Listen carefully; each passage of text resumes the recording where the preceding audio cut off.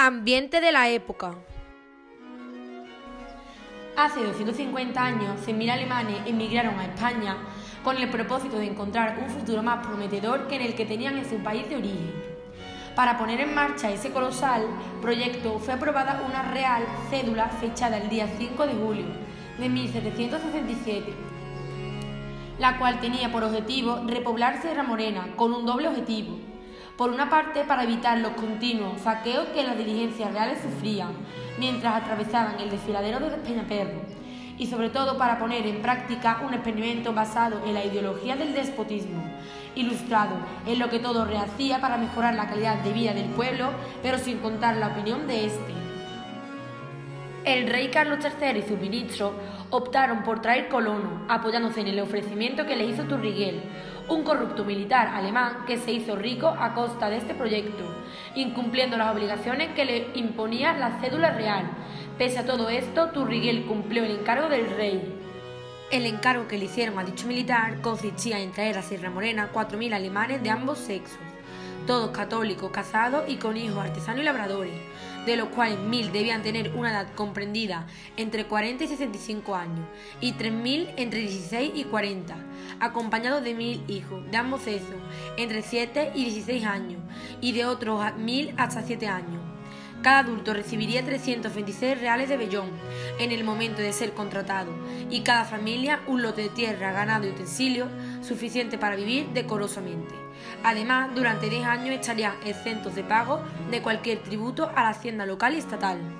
A cambio de esos beneficios, tenían la obligación de hacer rentables las haciendas familiares, vender toda la producción de la administración del Estado, llevarse bien con la vecindad, respetar todo y cada uno de los ritos católicos, enviar a su hijo a la escuela, no cambiar de domicilio sin permiso expreso de la vida, procrear más vástagos y velar para que los hijos se convirtieran en buenos agricultores para poder continuar la labor repobladora.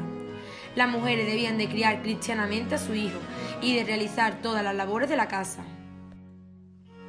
La vida de los no privilegiados pueblollanos era muy angustiosa. Vestían con harapos, vivían en casas de adobe, madera y caña, las cuales no protegían y en las que había una muy mala higiene, lo cual llevaba a que la mayoría de la población enfermase.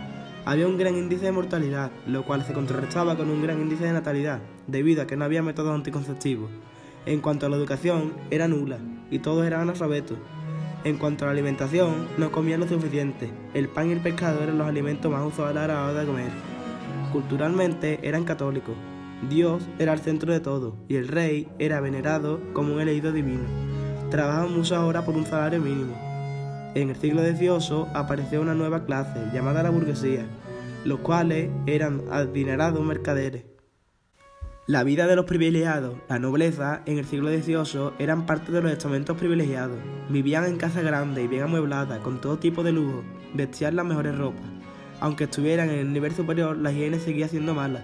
En cuanto a su alimentación, era muy variada y en grandes cantidades. Tomaban banquetes con todo tipo de alimentos, vino y postres extensos.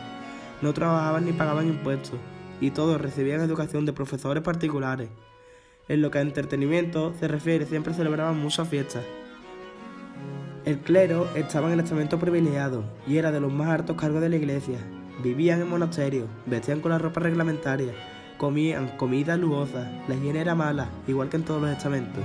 Claramente eran creyentes, y desconocemos su método de diversión. En el siglo XVIII, el rey era el poder máximo, lo controlaba todo, dominaba todos los impuestos y vivía de ellos. Su vida era muy apacible, nunca tenía nada que hacer, tenía todos los lujos posibles que podía tener, comía los mejores alimentos, bebía los mejores vinos, vestía las mejores ropas, etc. Era alabado como un dios y tenía su propio consejero.